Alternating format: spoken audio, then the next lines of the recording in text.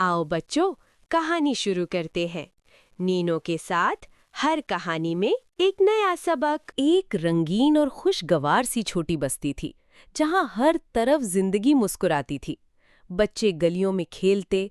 इसी बस्ती में रहती थी एक मोटी सी लेकिन बहुत ही प्यारी और हमेशा खुश रहने वाली औरत जिसका नाम था पतली। वो सुबह जल्दी उठती, गाते गाते झाड़ू लगाती और पूरे घर को चमका देती।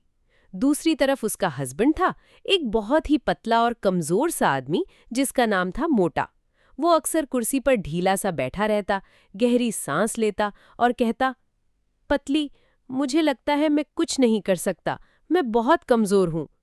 पतली हमेशा मुस्कुराती और कहती, अरे मोटा, नाम नहीं, हिम्मत बड़ी होती है। तुम में टैलेंट है, बस तुम उसे पहचानो। एक दिन बस्ती में मेला लगने का ऐलान हुआ। हर तरफ जोश और खरोश था। रंग बिरंगी झंडियां लग गईं, बच्चे उछल कूद कर रहे थे।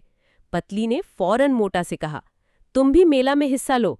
मोटा घबरा गया और बोला, मैं क्या करूंगा? मैं तो कुछ भी ठीक से नहीं कर सकता।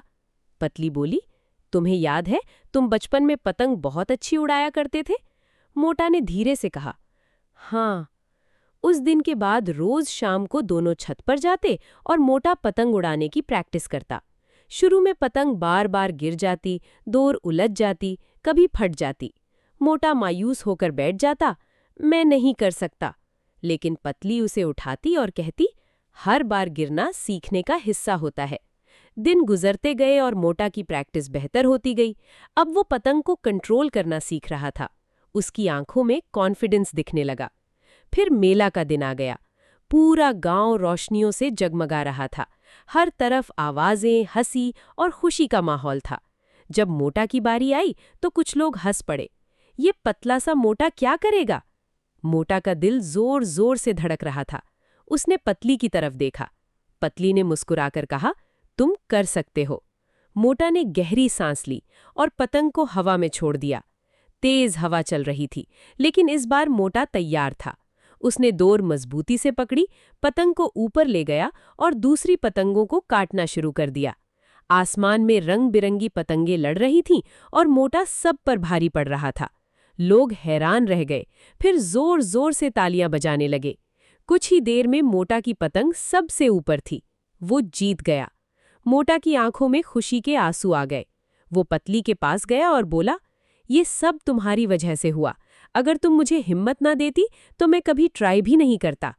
पतली ने प्यार से मुस्कुराकर कहा, याद रखो, असली ताकत जिस्म में नहीं, हिम्मत में होती है।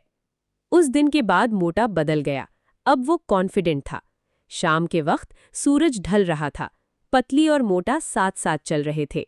दोनों के चेहरों पर सुकून और खुशी थी। और इस तरह उनकी उलझी हुई जिंदगी सीधी और खूबसूरत बन गई। कभी भी अपनी कमजोरी को अपनी पहचान मत बनाओ। हिम्मत और मेहनत से हर इंसान अपनी जिंदगी बदल सकता है। बच्चों, अगर आपको कहानी पसंद आई हो तो लाइक करें और सब्सक्राइब करना ना भूलें। और कमेंट में लिखें आपको कौन पसंद आया।